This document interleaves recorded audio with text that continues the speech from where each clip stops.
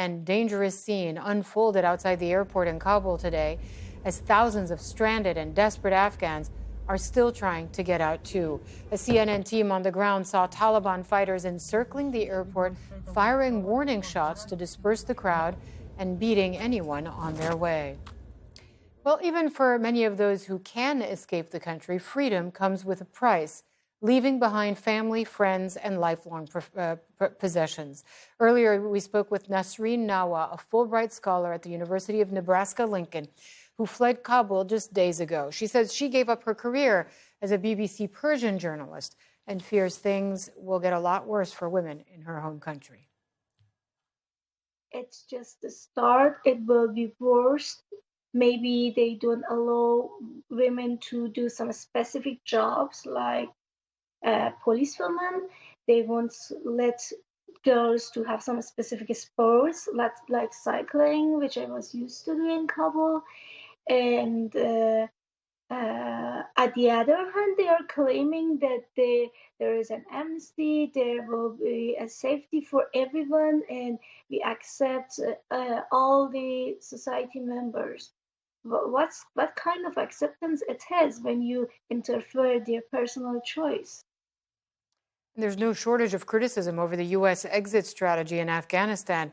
The former CIA director and retired U.S. Army General David Petraeus is also weighing in as thousands of Afghans who helped U.S. forces wait in limbo. My colleague Brianna Keeler spoke to him earlier about that. Well, it's heartbreaking. Frankly, it's also shameful because there are 3 successive American administrations that failed to meet our moral obligation to these individuals who qualify for the special immigrant visa, a program that was really started at the very end of the Bush administration. For those who have served 2 years on the ground with our soldiers, sharing hardship and risk as battlefield interpreters. And then there are many, many others. There are probably hundreds of thousands, not just tens of thousands, who put their lives and the lives of their families at risk by serving with our forces, with our diplomats, our development workers, and so forth. And obviously, it's a scene of complete chaos. And it reflects the fact that we moved so sluggishly. The bureaucracy around the SIV process was glacial at best, and now we are seeing the results of that. And we have to do everything we can. I've said that this is a Dunkirk moment. These are friendlies who are stranded, and we must help them get out. And you're not going to do it, by the way, by micromanaging it from Washington and having names. And you're going to have people that are empowered on the ground to whom delegation of authority has been given, military, State Department, and Department of Homeland Security, since they do, of course, visas and so forth.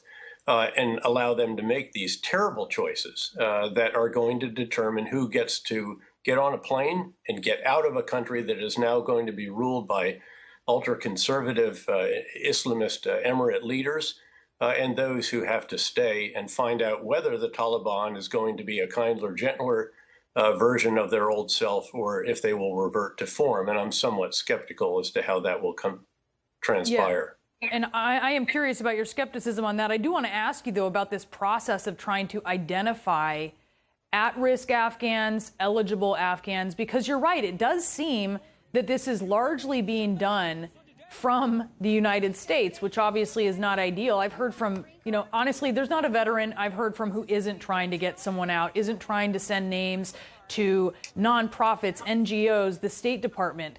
Is it clear to you who is in charge of this situation there at the airport, and what does the Biden administration need to do to get a handle on this?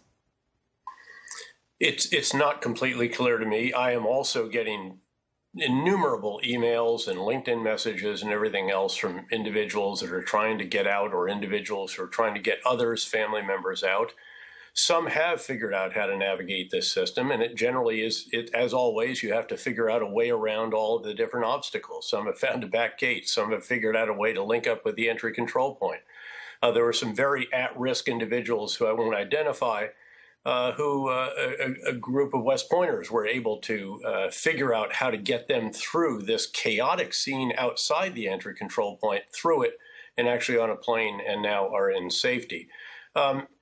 Again, this is not something that you can run from Washington. You're just going to have to put your trust in these great people who are on the ground, who have reestablished security and a perimeter at the airfield. Give them some broad guidelines and tell them to make the decisions. And again, it would be military, state, and Department of Homeland Security. I think perhaps some other agencies in there as well. That was General David Petraeus speaking to Brianna Keeler. I'll be back with more on Afghanistan after a quick break. Stay with CNN.